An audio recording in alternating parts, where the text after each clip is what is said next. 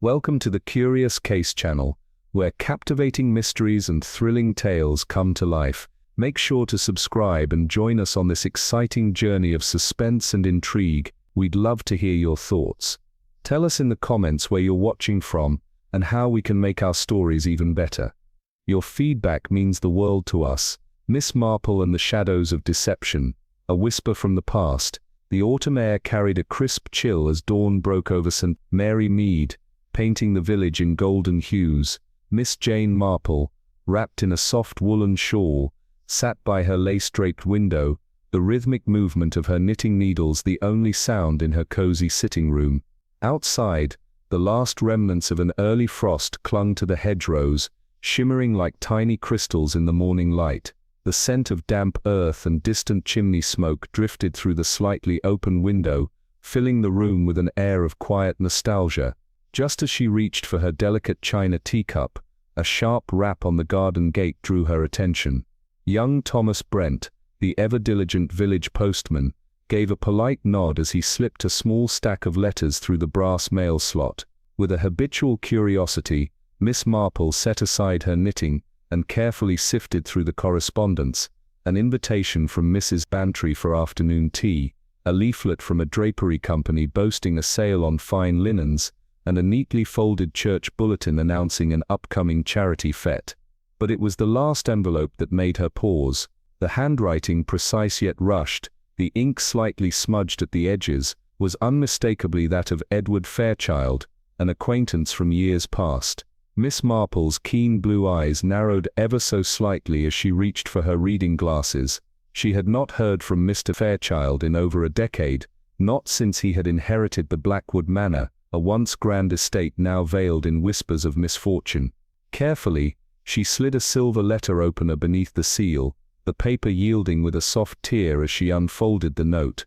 My dear Miss Marple, I write to you in the gravest of circumstances. A most dreadful incident has taken place at Blackwood Manor, one that has left me both terrified and utterly baffled. The local authorities have conducted their inquiries, but I cannot shake the feeling that something vital has been overlooked. Shadows lurk where they should not, and whispers of a long-buried past have begun to stir. I fear the truth is far darker than it appears. You are the only one I trust to see what others cannot. Please, if you can, come at once. A slow frown creased Miss Marple's gentle features as she read and reread the letter. There was something unsettling about its tone, a desperate urgency hidden beneath carefully chosen words. She had long believed that the past had a way of reaching forward, twisting its fingers into the present, and this felt like one of those moments. Folding the letter with deliberate care, she placed it atop the small wooden table beside her, and reached for her hat. There was no doubt in her mind, something was terribly, terribly wrong at Blackwood Manor. Miss Marple's fingers tightened slightly around the letter as she read it again, her normally composed expression showing the faintest trace of unease. A murder at Blackwood Manor. It wasn't just the crime itself that unsettled her. Murders, after all, had their unfortunate way of finding even the most respectable of places, but rather the way Edward Fairchild had written to her. There was an urgency beneath his words, a quiet desperation that suggested this was no ordinary case. She placed the letter carefully on the small mahogany table beside her and reached for her tea, only to realize it had gone cold. But her mind was already far from the simple comforts of her morning ritual. A murder. But what kind of murder? If the police had already investigated, why was Edward still uneasy? Was it a crime of passion, a reckless act born out of heated emotion, or was it something else entirely, something deliberate, methodical, calculated down to the finest detail? A murder committed by someone who had every intention of getting away with it. Miss Marple had seen enough of human nature to know that the worst kind of crime was the one that lurked beneath the surface, masked by deception and hidden agendas. Her eyes drifted to the window,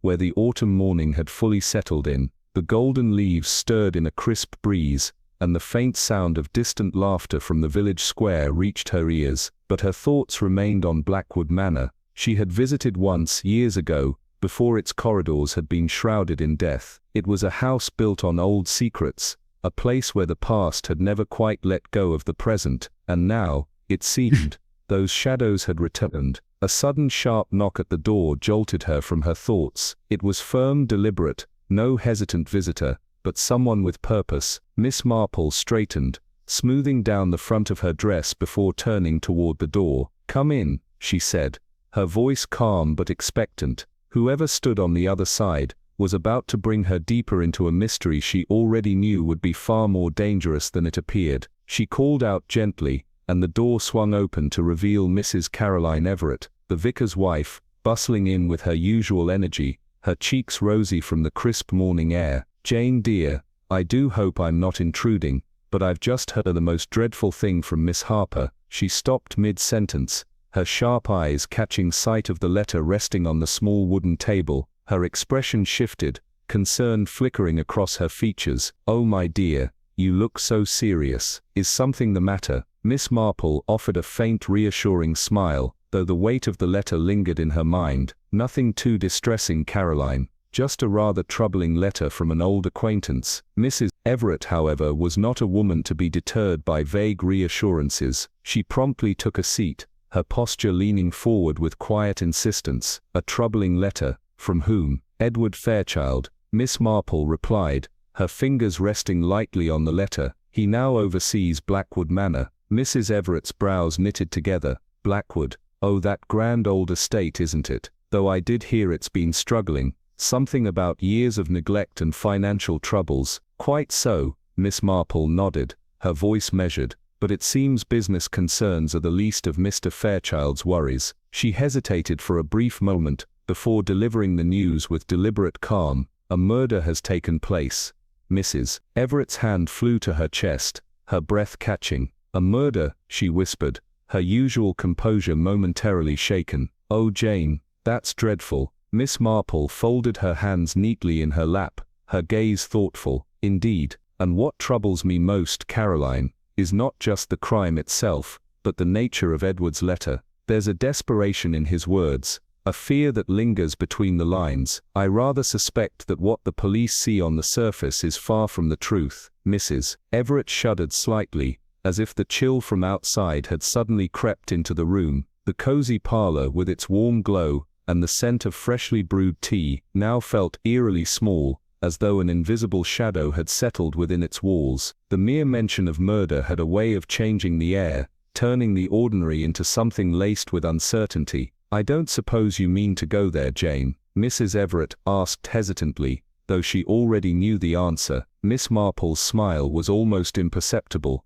but her eyes held a glint of quiet determination. "Oh my dear, you know me far too well." Miss Marple spoke more to herself than to her companion, her fingers lightly tracing the edge of the letter. "And Mr. Fairchild wishes me to come." Mrs. Everett's eyes widened. "You mean you're actually going?" Miss Marple smiled, a soft, pleasant smile, the kind that made people underestimate her. "Well, Caroline, one can hardly ignore a request for help, especially when it involves a murder." Mrs. Everett stared at her in near disbelief before shaking her head. "But Jane, surely the police can handle it." "Of course," Miss Marple replied amiably, her tone as light as if they were discussing nothing more than a garden party. "But you see, my dear, I have found over the years that murder is very seldom what it first appears to be." She tapped a finger thoughtfully against the letter. "People lie, memories falter, and sometimes more often than one might think, the most obvious suspect is merely a distraction from the truth."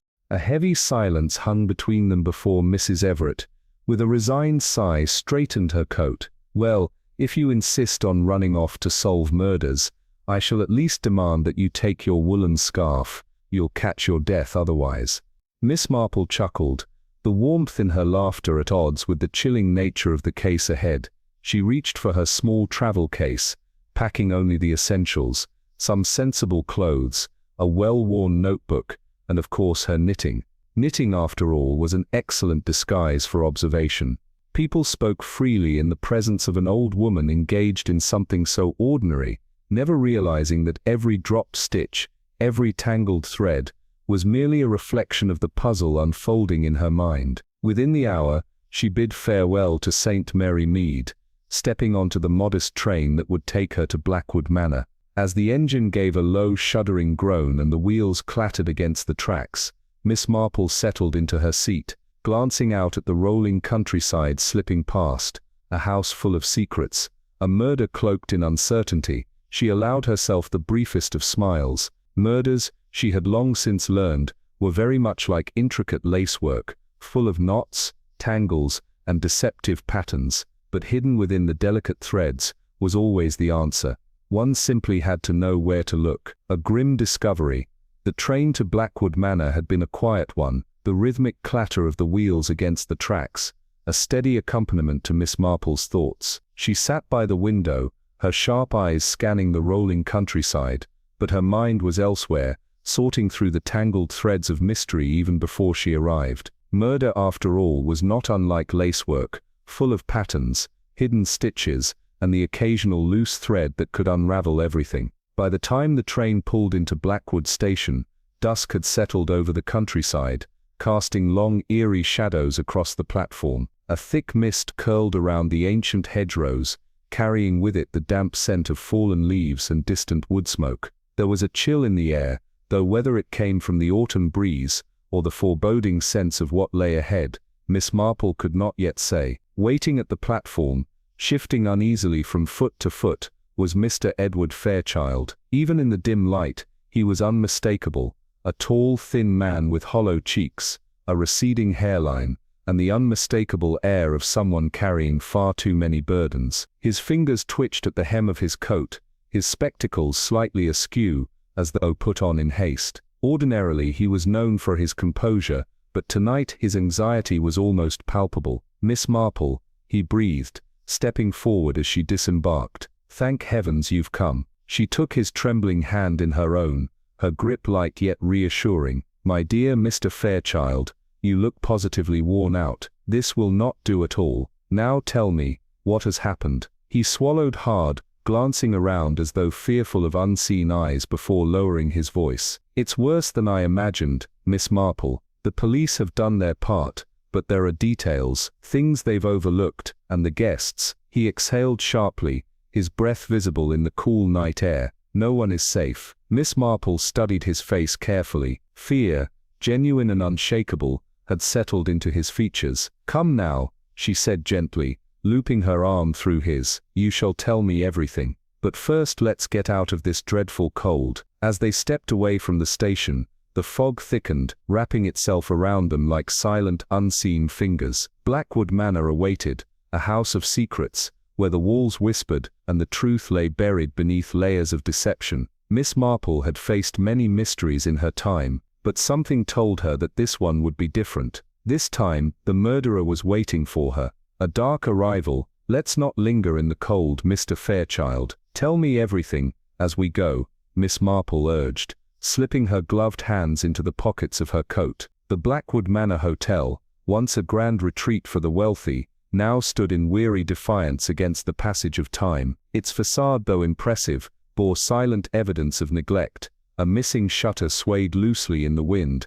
ivy clawed its way up the ancient stone, and the once pristine gravel driveway was now little more than a patchwork of damp earth and scattered leaves. The warm glow from the windows did little to soften the ominous presence of the house, and Miss Marple, despite her years of experience, could not shake the feeling that something here was terribly amiss. Mr. Fairchild led her briskly through the entrance hall, past the heavy oak reception desk where Mrs. Holloway, the senior housekeeper, offered them a brief, strained nod. Her usually composed face was taut, her fingers gripping the ledger as though it were a lifeline. Miss Marple did not miss the way the woman's eyes darted toward the staircase, her knuckles paling as she clenched the page she had been writing on. "It happened last night," Fairchild murmured as they ascended the winding staircase. The hallway stretched before them, dark and silent, the only sound the muffled ticking of an unseen clock. "The police came and went this morning.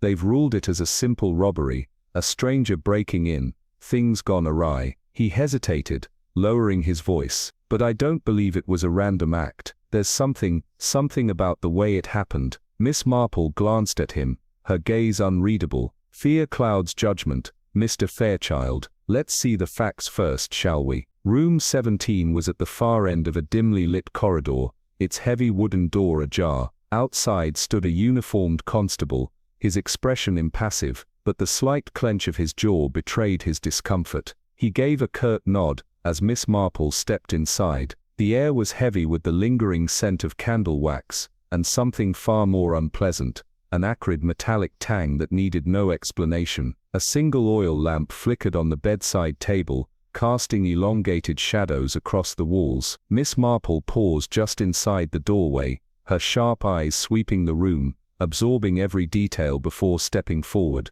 It was always best to see the whole tapestry before unraveling the threads, and already she could see that this was no ordinary crime. The silent guests. Miss Marple stood at the threshold of room 17, allowing her sharp gaze to sweep across the scene before stepping inside. Experience had taught her that the first impression of a crime scene was often the most telling, before the mind fixated on details, before logic clouded instinct. The room was eerily undisturbed, almost too perfect. The furniture was in its place, no overturned chairs, no shattered glass, no signs of struggle, and yet at the very center of it all, 3 bodies lay slumped over, their limbs arranged in an unnatural symmetry, 2 women and 1 man, their eyes staring vacantly, mouths parted as if caught mid-conversation. The deep gashes at their throats had long since ceased to bleed, leaving only the grotesque contrast of crimson against pale flesh. Miss Marple's expression did not change, but her fingers tightened slightly around the handle of her handbag. A triple murder was brutal enough, but one committed with such precision, such control, was altogether more chilling. They died quickly, she murmured, stepping closer, careful not to disturb the scene. Her trained eyes darted across their hands, their clothing, their frozen expressions. No defensive wounds, no signs of panic. Either they trusted the killer, or they never saw it coming. Mr. Fairchild swallowed audibly. The police believe it was a robbery gone wrong. Miss Marple's gaze flicked to the dressing table. A string of pearls lay undisturbed atop a silk scarf.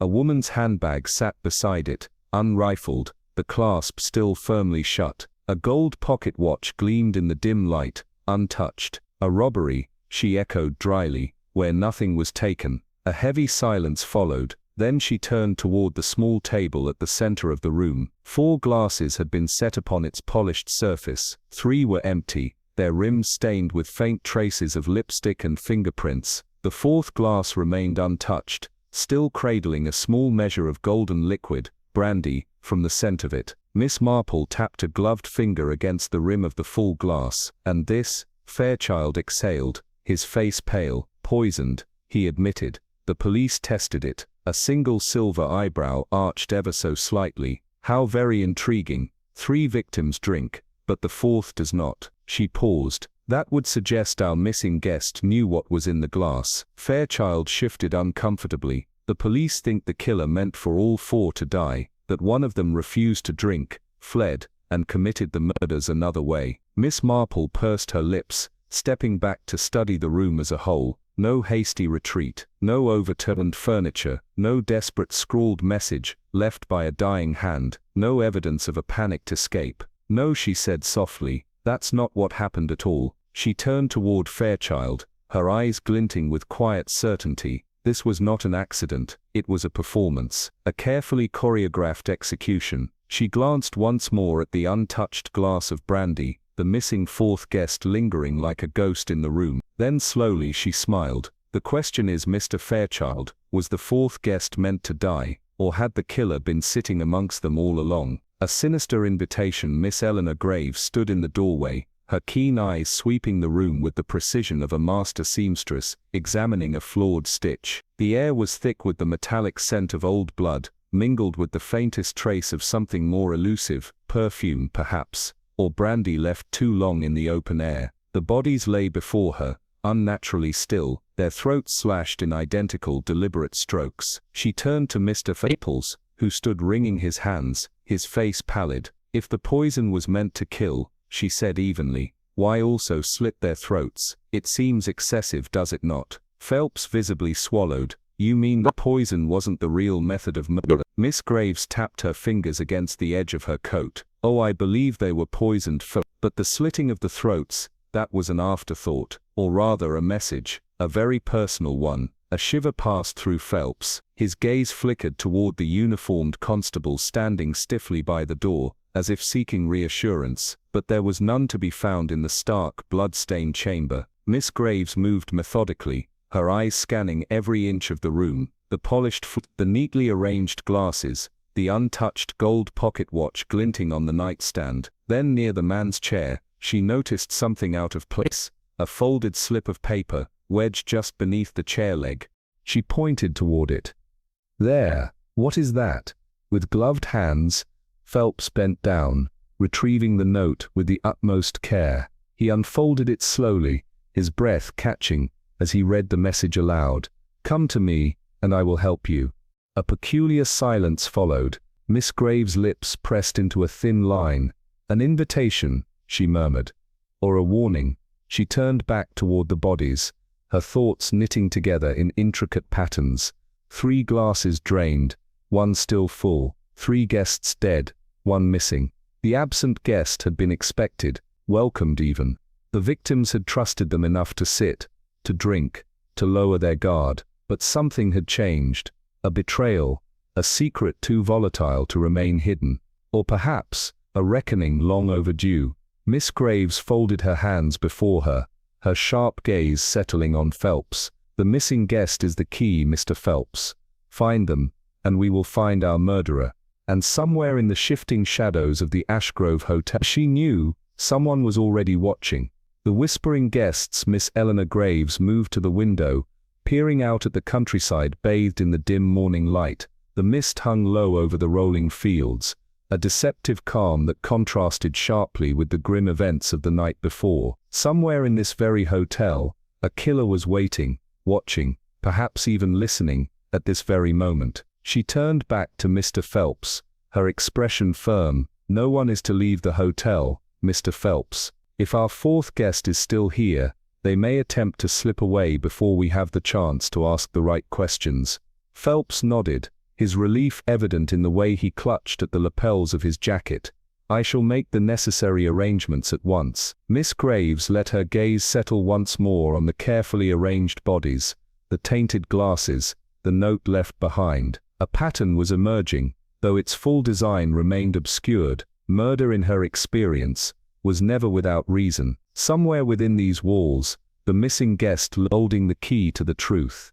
The morning air carried the scent of damp wood and old upholstery as Miss Graves descended the grand staircase to the breakfast room. The hotel, once a place of charm and refinement, now felt like a stage set for tragedy. The faded floral wallpaper, the heavy drapes that muffled sound, the carpet that bore the ghosts of 1,000 footsteps, all of it seemed to whisper secrets. As she stepped inside, hushed voices faltered, heads turned, and a collective unease settled over the room. The guests gathered at their tables had the look of people trapped in a waking nightmare. Some stirred their tea absent-mindedly, others picked at their breakfasts with little appetite. Eyes flitted toward Miss Graves, some wary, some curious, all watchful. She took her seat at a small table near the window, her movements unhurried. From this vantage point, she could observe without seeming to. The dining room, despite its genteel setting, was heavy with suspicion. Every person present was a piece of the puzzle,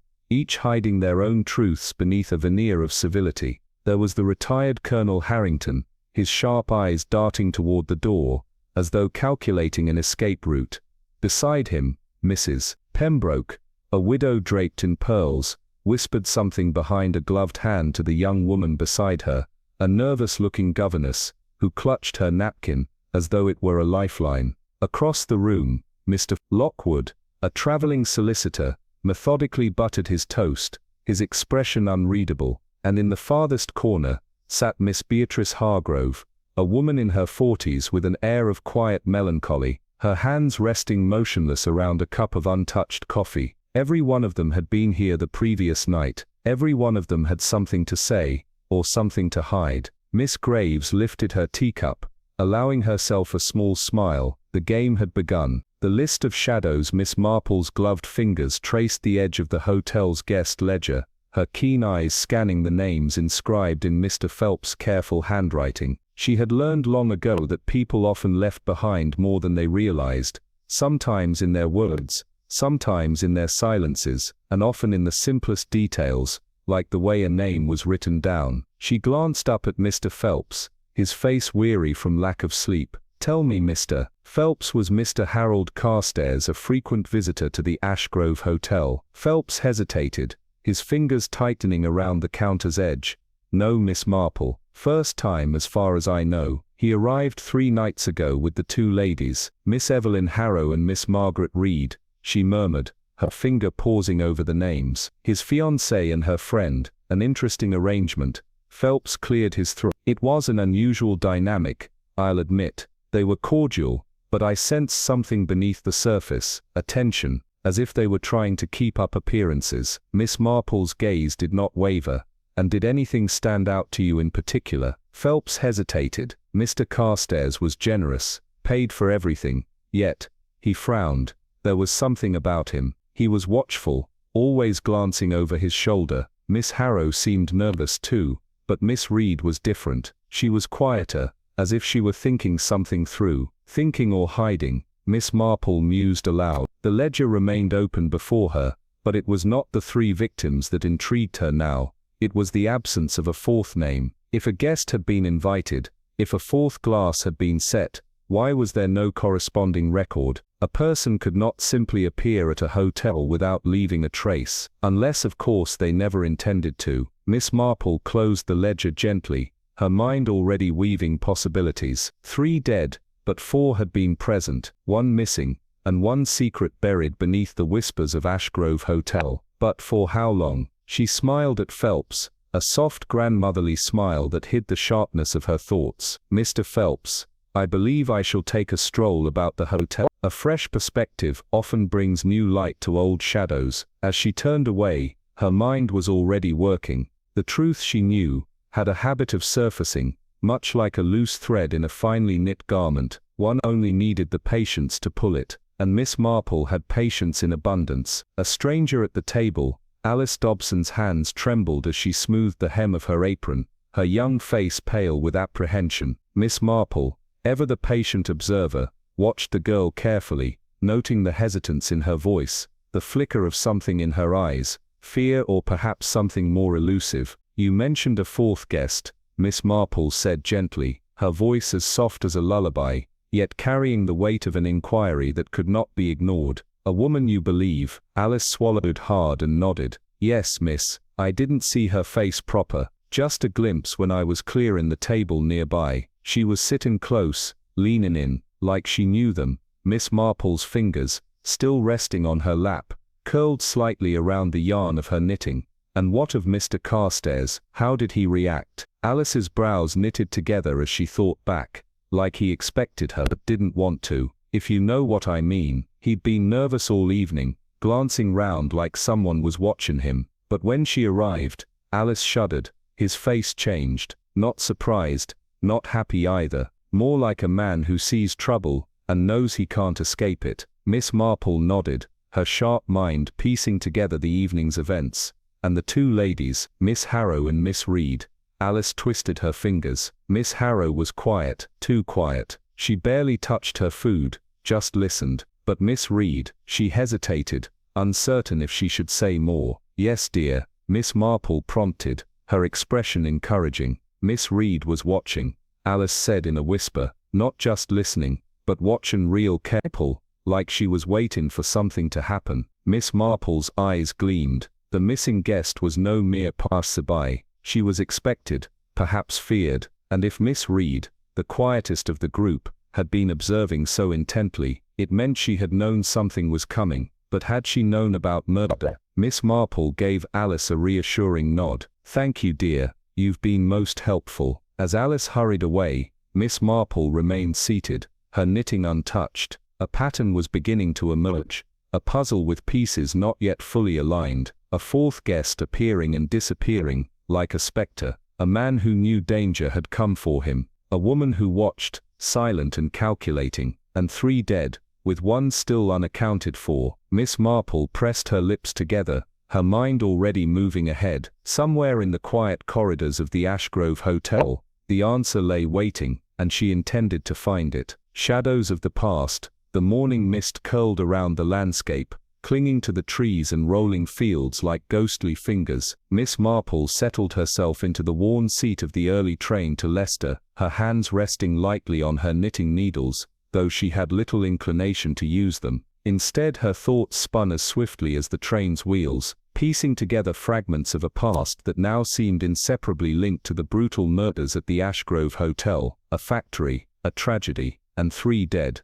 The names of the victims had seemed ordinary at first: Mr. Harold Carstairs, Miss Evelyn Harrow, Miss Margaret Reed, but beneath their mundane exteriors lay something darker, a connection that stretched back years to an event buried under time and silence. Miss Marple had made discreet inquiries before leaving the hotel, and what she had discovered was troubling. A fire nearly a decade past had gutted a textile factory in Leicester, leaving ruin and grief in its wake. The official reports spoke of faulty machinery, a spark catching in the dry fibers, flames consuming everything in minutes. But among the whispers of those who remembered, a different tale had emerged, one of negligence, greed, and an insurance payout that had lined the pockets of a few while condemning many to suffering. Carstairs had been an investor in that factory. Miss Harrow, the daughter of its late owner, and Miss Reed, her role remained uncertain, but Miss Marple was sure it had not been incidental. And then there was the 4th guest, a woman in a dark coat, her face hidden behind a funeral veil, a figure who had arrived with purpose and left just as swiftly. Was she the missing 4th person from that cursed hotel room, or had she merely come to deliver a warning, a final chance for the doomed trio to make amends before fate caught up with them? The train rocked gently as it sped along the tracks, but Miss Marple felt only the steady pull of her own intuition, leading her ever closer to the truth. Revenge, she thought, was rarely swift, but it was always patient.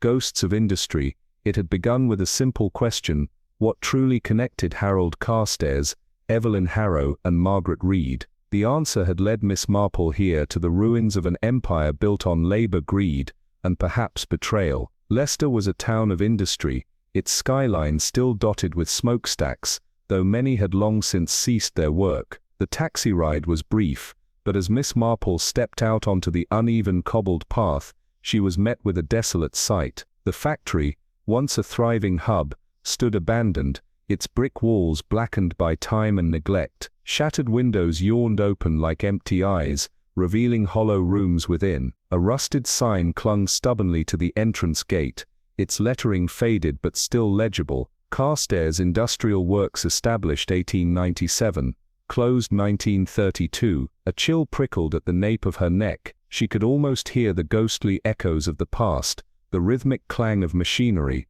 the scent of oil and metal thick in the air, the voices of men and women whose lives had once revolved around this place. Now silence reigned. Nearby, a small public house stood with its door propped open, a relic of another time. Workers had once gathered here, she imagined, grumbling about wages, swapping tales over pints of ale. If secrets lingered anywhere, it would be in a place like this. Miss Marple entered, her keen blue eyes sweeping the dimly lit room. The scent of damp wood and stale beer filled the air. Behind the worn counter, an elderly barman wiped a glass, his gaze flicking up as she approached. "Good morning," she said pleasantly, adjusting her gloves. "Might I trouble you for some information?" The barman raised a bushy brow, setting the glass down with a quiet clink. "Depends on what sort of information, miss." She offered a disarming smile.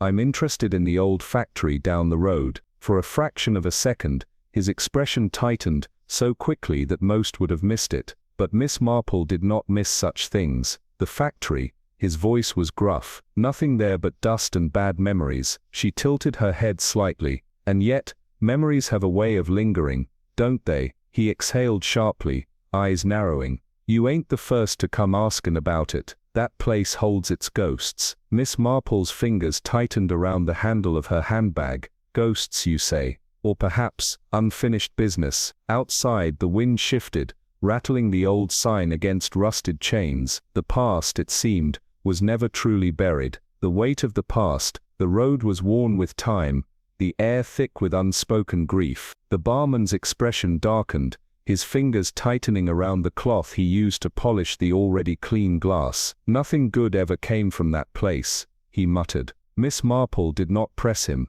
not at first. She simply sat, her hands folded neatly in her lap, the picture of patience. In her experience, silence was often more powerful than interrogation, and indeed, after a moment, the man began to talk. It had been nearly a decade ago, a malfunction in one of the storage units, small at first, unnoticed, until it was too late. A leak, a deadly gas creeping unseen through the factory floor. By the time anyone realized, there was no escape. 16 lives lost, men, women, even children. The barman's voice grew rougher as he listed the names. Fathers, husbands, wives, people who had simply been in the wrong place at the wrong time. Miss Marple listened without interruption, her keen blue eyes unreadable. When he finished, she spoke, her voice soft. A terrible accident. The man let out a bitter laugh. Accident, that's what they called it. That's what the court decided. But we all knew better. She leaned forward slightly,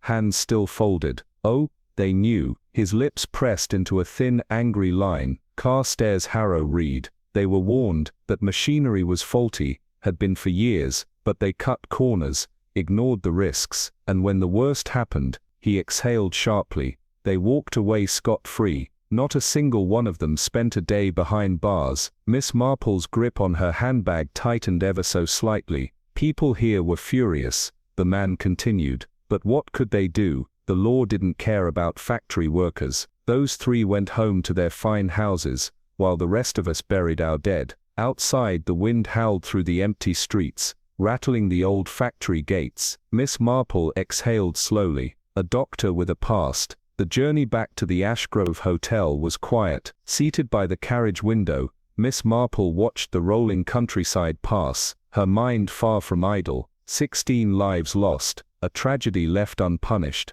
and now 3 former factory owners murdered in a most deliberate fashion. Coincidence? Miss Marple did not believe in coincidence. The doctor's secret. The air was heavy with a quiet tension as Miss Marple stepped off the carriage and into the dimly lit hotel lobby. The evening mist coiled through the trees outside, creeping along the windows like ghostly fingers. She paused, exchanging a few polite words with Mrs. Graves, the ever-watchful housekeeper, before making her way up the stairs. The upper corridor was silent, the polished wood gleaming under the flickering light of the sconces. It was then that something unusual caught her eye. A woman was stepping out of the room next to the crime scene. She was well dressed, her dark green suit perfectly tailored, her hair neatly pinned beneath a small hat. But it wasn't just her appearance that intrigued Miss Marple. It was the way she turned back towards the dimly lit room behind her, speaking in a calm, measured tone. "I've prescribed you some medicine,"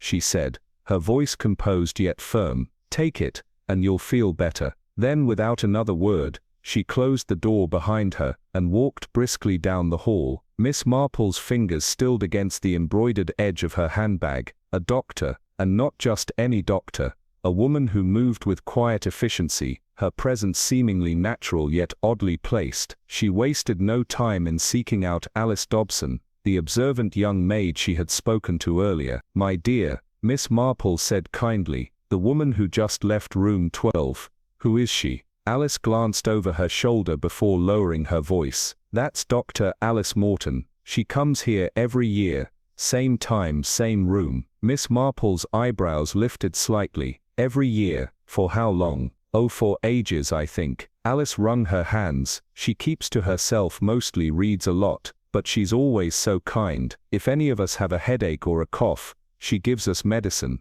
Miss Marple nodded approvingly. "And yet, my dear, isn't it rather unusual for a doctor to stay at the same hotel, in the same week year after year?" Alice hesitated. "Well, I suppose it is." Miss Marple patted the girl's arm, her thoughts swirling like the mist outside. A doctor, a woman of routine, a guest whose visits were predictable, yet curiously aligned with the events unfolding around them. That evening, the atmosphere in the hotel was subdued. Whispers flitted between the guests like nervous birds. Conversations hushed as eyes darted about the room. Fear had settled over Ashgrove Hotel like an unwanted guest, and no one could quite shake the feeling that the murderer still walked among them. Miss Marple sipped her tea in the lounge, her knitting needles clicking rhythmically, but her mind was elsewhere. A doctor, a long-standing guest, a room beside the crime scene. Patterns always meant something, and Miss Marple believed in patterns.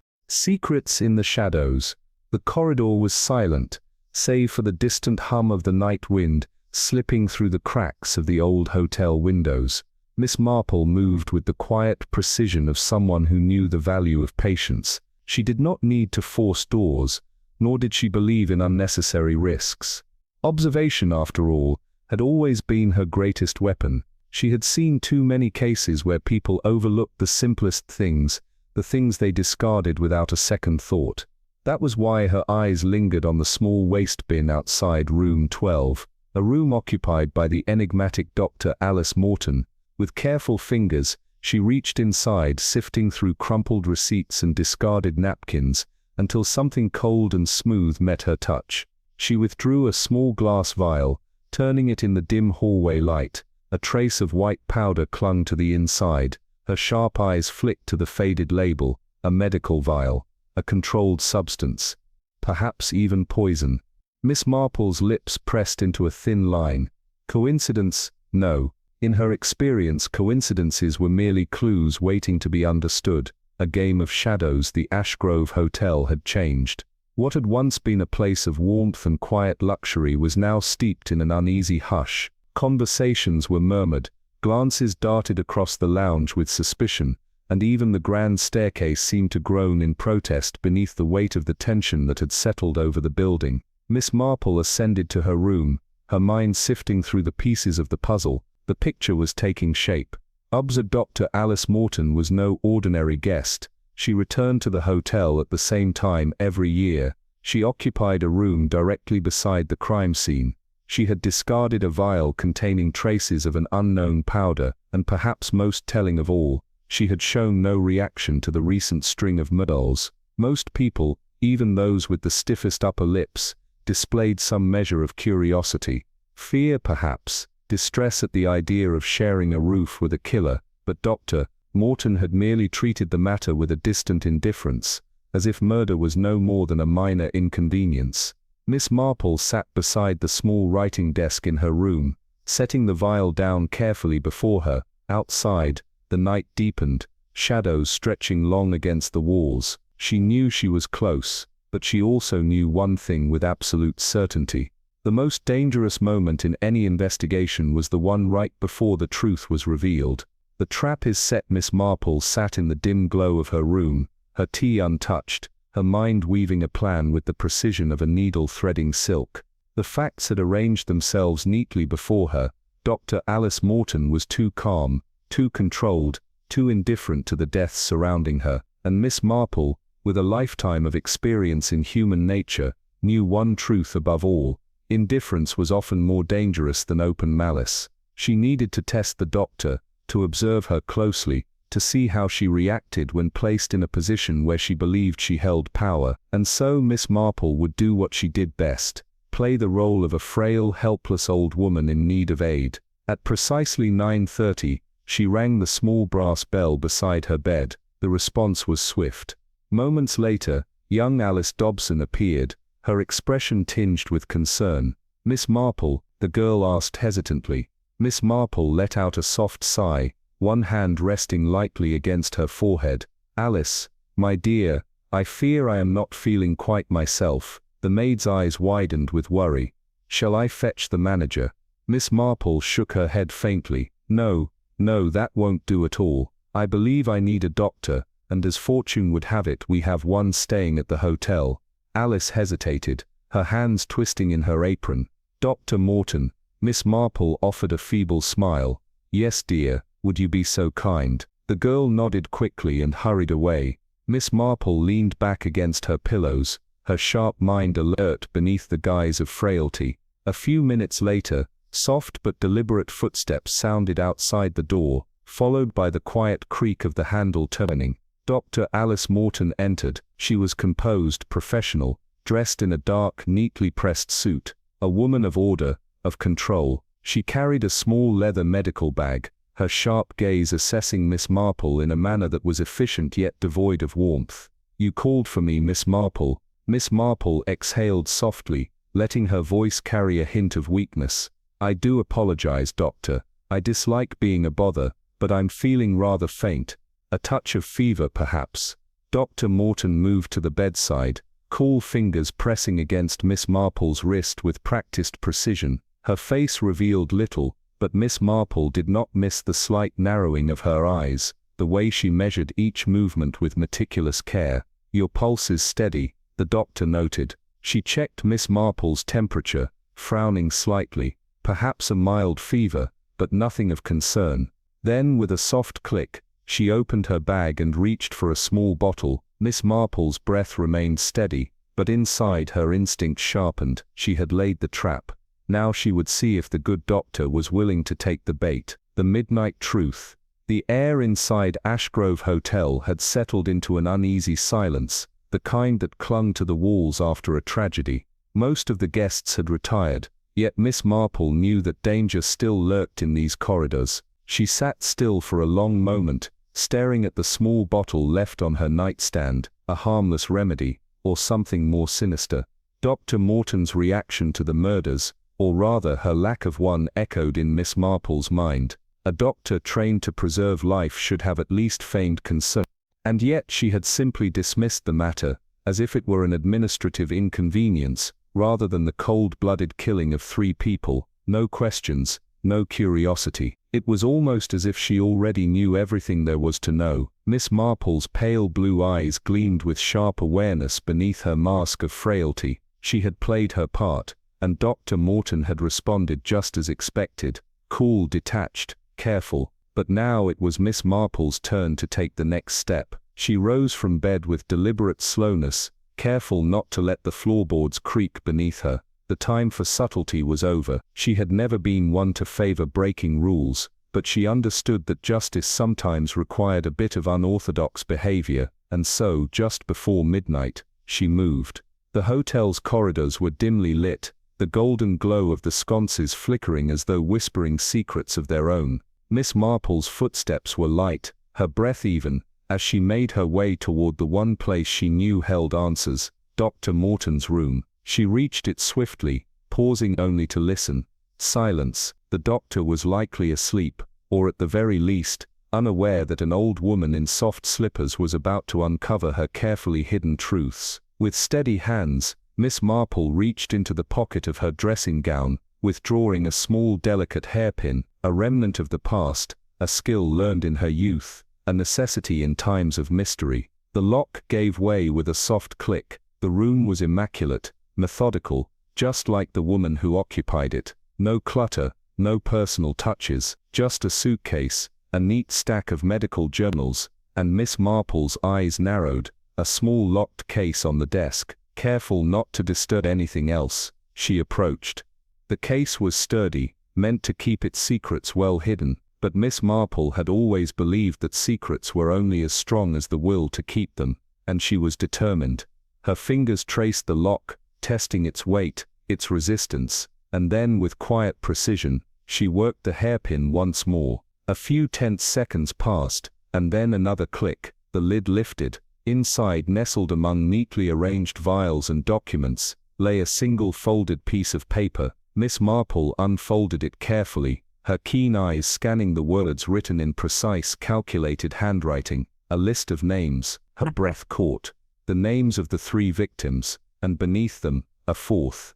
A name that had not yet been crossed out, a name she recognized. Her own. The silent conspiracy. The first light of dawn crept through the heavy mist that curled around Ashgrove Hotel, casting long shadows through the grand corridors. Miss Marple, ever the picture of frailty, descended the grand staircase with an air of quiet determination. The previous night's discovery had shaken her more than she cared to admit, but fear had never been something she allowed to guide her. Dr. Alice Morton's diary had been a window into a past filled with tragedy. A brother and a husband, both lost in an industrial disaster, linked to the very people who now lay murdered in this very hotel. It was not mere coincidence that she was here. No, this was something far darker, far more personal. But the question remained, was Dr. Morton truly the killer, or was she merely one piece of a much larger puzzle? Miss Marple's mind raced through the possibilities. Revenge was a powerful motive, But murder was not always so simple, and something told her that Dr. Morton, for all her cold precision, was not the only hand at work. The execution had been too methodical, too careful. This was the work of more than one mind. And so Miss Marple did what she always did best. She watched. The morning routine of the hotel continued as if nothing had happened. Guests whispered behind porcelain teacups, hushed voices speculating about the murders while pretending not to be afraid. Yet, without pretending not to be afraid, the staff moved with practiced calm, but Miss Marple noticed the small tremors in their hands, the nervous glances exchanged in the hallways. Fear had settled into the very bones of the place. And then there was Dr. Morton. She sat alone at the far end of the lounge, a newspaper in hand, her expression unreadable, not a single flicker of unease, not even the slightest trace of worry. She sipped her tea, folded the paper with precision, and stood, her movements as controlled as ever. But Miss Marple had seen it. The tiniest hesitation, the smallest flicker of thought before setting down her cup. She was waiting for something, or someone. Miss Marple's gaze shifted. Across the room, the young maid, Alice Dobson, stood near the doorway, wringing her hands. The girl had been uneasy since the first night, and now her eyes darted toward Dr. Morton with something beyond nervousness, guilt. Miss Marple's fingers tightened around her knitting needles. The answer had been there all along. Dr. Morton had come for revenge, but she had not acted alone. Someone had helped her. Someone within these very walls, and now it was only a matter of time before they made their next move. The trap is set.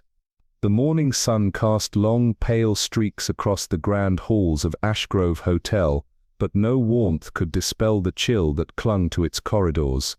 The once pristine establishment now carried the weight of death, its opulence dulled by whispered suspicions and lingering fear. Guests murmured in tight clusters over their breakfasts, casting wary glances toward the staff. The murders had left a stain not even the crisp linens and polished silver could erase. Miss Marple, ever unassuming, sat quietly in the lounge, her hands deftly working a pair of knitting needles. Her expression was one of idle contentment, but beneath that gentle exterior, her mind was as sharp as a blade. She had found her answer, but answers were meaningless without proof, and so she would do what she did best. She would set the stage. She had studied the note left at the crime scene, compared it against the script in Dr. Morton's diary. The match was undeniable. The steady, deliberate hand that had penned a lifetime's worth of sorrow and loss had also written the very invitation that lured Harold Carstairs and the others to their deaths. A trap, disguised as an offer of help, but had Dr. Morton acted alone? Miss Marple was not convinced. The doctor was precise, controlled, meticulous, but murder required more than just motive. It required opportunity, and opportunity often came in the form of a willing accomplice. Alice Dobson, the timid young maid, had been present at every crucial moment, the one to fetch Dr. Morton, the one who seemed always a step too close, a breath too hesitant. The girl had more knowledge than she let on, and Miss Marple intended to unearth it. At precisely noon, she made her way to the manager's office, where Mr. Phelps sat hunched over a pile of guest records, his face still carrying the haggard lines of sleepless nights. He started as she entered. "Miss Marple, I must say I'm quite unsettled by all this." "As are we all, dear Mr. Phelps," she said kindly, settling into the chair opposite him. "But you see, I believe I may have found the answer to our dreadful mystery, and all I need now is a little assistance." Mr. Phelps swallowed. "Assistance?" Miss Marple gave a small knowing smile. "Yes, my dear, we must call for a gathering, the doctor, the maid, and if you would be so kind, the few remaining guests. I do believe it is time for the truth to make itself known." By evening the Ashgrove Hotel's grand lounge was set for a confrontation unlike any other. A fire crackled in the hearth, casting flickering shadows against the polished walls. Dr. Morton sat stiff-backed in an armchair, her expression unreadable. Alice stood near the doorway, wringing her hands. Mr. Phelps hovered near the drinks cabinet, looking as if he wished to vanish into it. And then Miss Marple spoke. "You see, my dear friends, Murder is rarely as simple as it first appears. At first it seemed as though Harold Carstairs and the others were victims of some random violence, an unfortunate series of events. But no, her voice was gentle, but the words carried weight. This was something far more intentional. She turned her gaze to Dr. Morton. You lost your family in the Carstairs industrial disaster, did you not? A flicker. The doctor's hands remained still, but her jaw tightened. And if I did, it was no accident that brought you here, was it? Miss Marple continued. You sought justice, or perhaps vengeance, but murder is a heavy burden, even for the most resolute. Dr. Morton exhaled slowly. You assume much, Miss Marple. Miss Marple's pale blue eyes twinkled with something sharp. Do I? You see, I wondered, how did you lure them here? How did you know they would come? And then I found this. She produced the folded note, holding it up for all to see. Alice let out a small gasp. Dr. Morton remained silent, but her gaze darkened. This note, Miss Marple continued, was found near Harold Carstairs' chair, a message of false hope, and the handwriting, Dear Doctor, is unmistakable. She placed the diary beside it, flipping open the pages. It is the same as your own. A ripple of silence. Mr. Phelps took a step back. Alice's breathing grew shallow. Dr. Morton tilted her head. Handwriting is not proof of murder, Miss Marple. No, my dear, it is not, she admitted. But an accomplice's confession might be. And then she turned, her eyes settling on Alice Dobson. The young maid froze. You were there, Miss Marple said softly. At every moment. You fetched the doctor, you handled the rooms, and when I spoke to you earlier today, your hands were trembling, not just with fear, but with guilt. Ness's lips parted, but no words came. You helped, didn't you? Miss Marple pressed, her voice kind but firm. You delivered the notes, you made sure everything was in place. Perhaps you even thought you were doing the right thing, but murder, my dear, is never the right thing. Alice's face crumpled. I didn't mean to, Doctor. Morton shot her a sharp glance. Be quiet.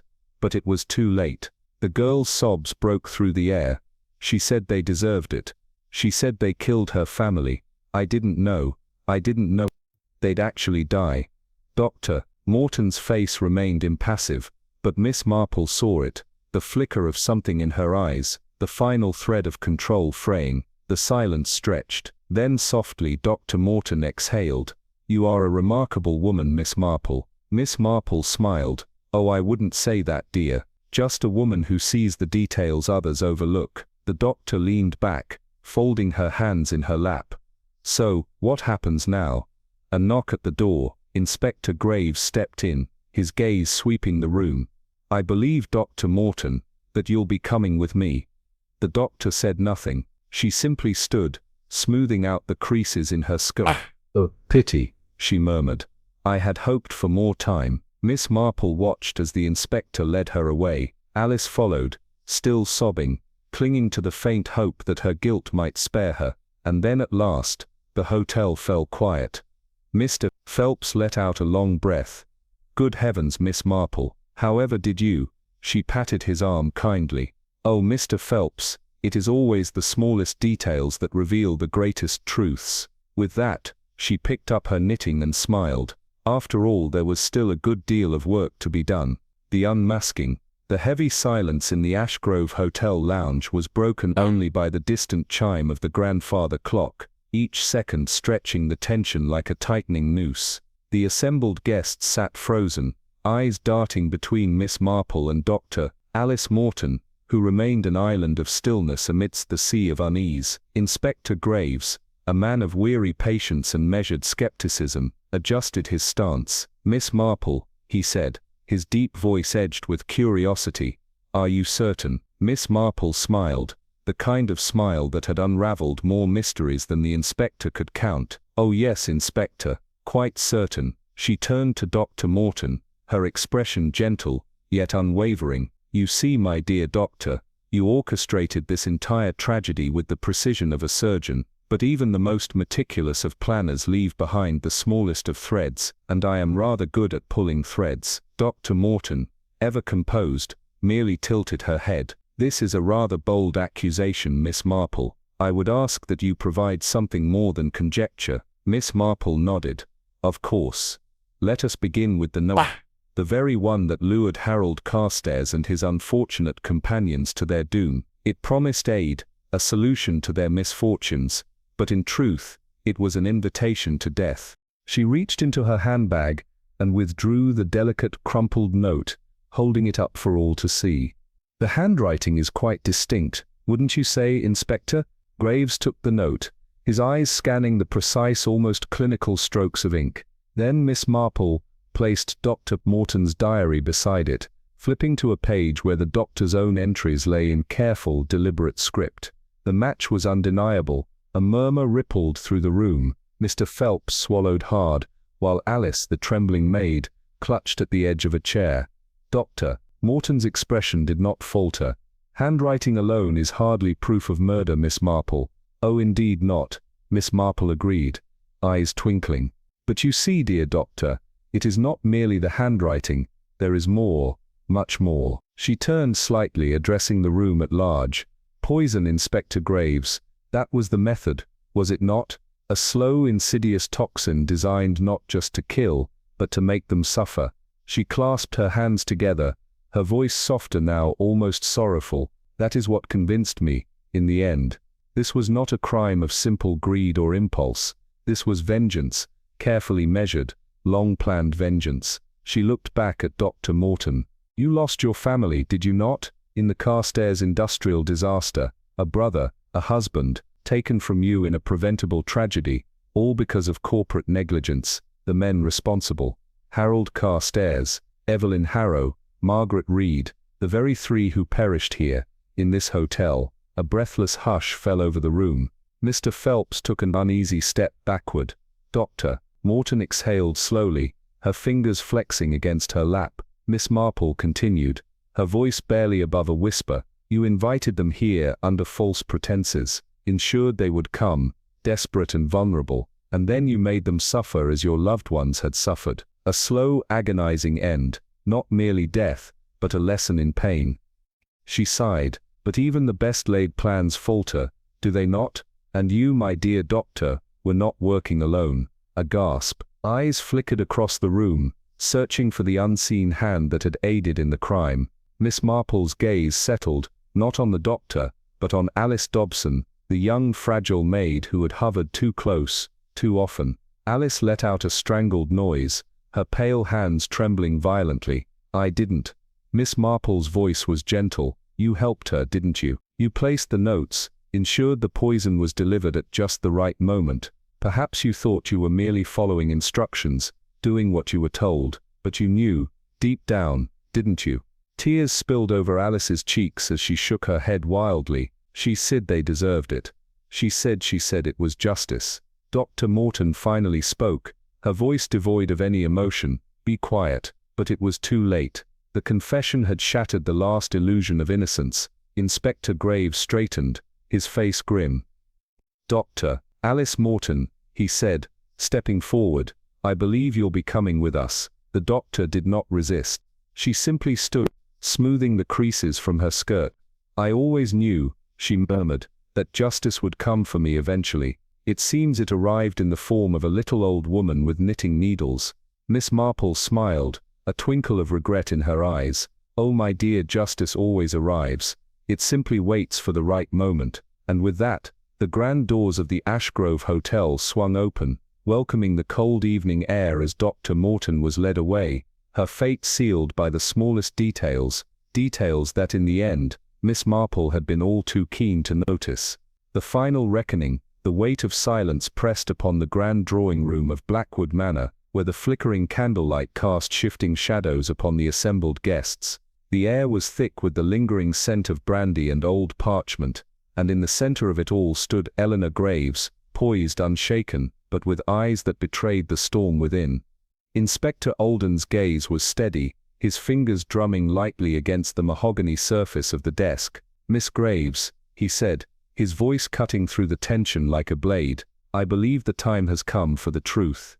Eleanor lifted her chin, a wry smile playing at her lips. Truth, Inspector, she murmured. Is that what you believe you found? From the corner of the room, Miss Edith Harrow adjusted her lace gloves with deliberate precision, her keen gaze never wavering from Eleanor. "Oh yes, my dear," she said softly, "the truth has a way of revealing itself, no matter how carefully it is buried." A murmur rippled through the gathered guests. Lady Winthrop, whose delicate hand trembled against the armrest of her chair, Lord Redford, his usual bravado diminished as realization dawned upon him. The footman, young Daniel, who had lingered in the doorway unnoticed, swallowed hard as if he too sensed that the air had shifted irreversibly. Miss Harrow stepped forward, her tone measured but unrelenting. "You see, Eleanor, the beauty of deception lies in its intricacy. The best lies are those woven with threads of truth, and you are a masterful weaver. The anonymous letters, the invitations, the poisoned cordial, it was all meticulously orchestrated, was it not?" Eleanor's smile did not falter. "You give me far too much credit, Miss Harrow." But Miss Harrow merely tilted her head, her voice laced with quiet amusement. "I give you precisely as much as you deserve. You lured them here under the guise of an inheritance dispute, made them believe that within these walls there lay answers to their financial ruin. But the true purpose was far more sinister." She turned, lifting a worn leather-bound ledger from the desk and holding it up for all to see. "This," she continued, "is the record of Blackwood's past, of debts, betrayals, and more importantly, the names of those who profited from the tragedy of others. Your father, Eleanor, was among those who perished in the Greystone fire, an accidental blaze that was in reality an orchestrated massacre, one that ensured the financial survival of the very people you invited here tonight." A sharp intake of breath from Lady Winthrop, averting eyes from Lord Redford. The unraveling had begun. Miss Harrow's voice dropped to a near whisper. "You waited years for this moment, didn't you? To watch them suffer as their victims had suffered. You ensured that the poison acted slowly, just enough to torment before death, and then, like a spider in her web, you watched." Eleanor exhaled slowly, as if the weight of her secrets had grown heavier. Then at last she spoke. "And if I did," she said, her voice eerily calm, "would you not say it was justice?" Inspector Alden's gaze hardened. "Justice is not yours to take." A flicker of something unreadable crossed Eleanor's face, and then softly, she laughed, a hollow, bitter sound. "Ah, but you see, Inspector," she murmured, "justice never came, not when it was needed, not when it mattered." Miss Harrow's eyes softened, but her resolve did not waver. "Revenge," she said gently, "does not undo what has been done, it only chains you to the past." For the first time Eleanor looked truly weary, as if the years of waiting, of planning, of carrying the burden of her own actions had finally caught up with her. And yet she straightened her spine, lifted her chin, and smiled, a smile not of triumph, but of resignation. "I suppose," she said simply, "this is where my story ends." The constable stepped forward. Eleanor did not resist. As she was led toward the door, she turned, her gaze meeting Miss Harrow's one last time. "Tell me," she asked quietly, "when did you know?"